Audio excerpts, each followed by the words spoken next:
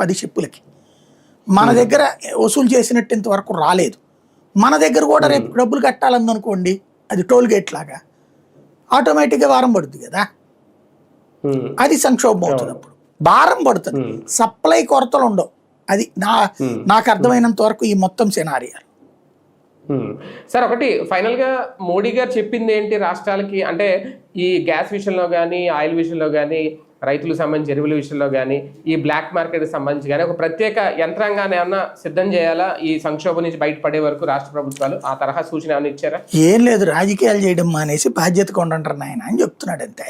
ఇప్పుడు నిన్న జరిగినటువంటి గొడవ అంతా ప్యానిక్ బయ్యింగ్ కాంగ్రెస్ పాలిత రాష్ట్రాల్లోనే జరిగింది, హయ్యెస్ట్ దేశం మొత్తం మీద. కర్ణాటక, తెలంగాణ అందరూ క్యూ లైన్లలో పెట్రోల్ బంకుల దగ్గర ఎందుకు ఎగబడ్డారు? Panic buying. కాంగ్రెస్ వాళ్ళు చేసుకున్న ప్రచారం అది విఫలం కావడం, ప్రచారాన్ని కంట్రోల్ చేయడంలో.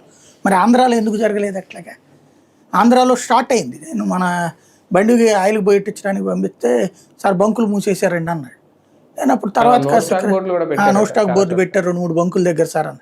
నేను కొంచెం కంగారు పడి తర్వాత చెక్ చేస్తే ఇది కొత్త సిస్టమ్. పెట్రోల్ కంపెనీల వాళ్ళకి ఏంటంటే వీళ్ళకి అరువు ఇస్తారు, బంకుల వాళ్ళకి.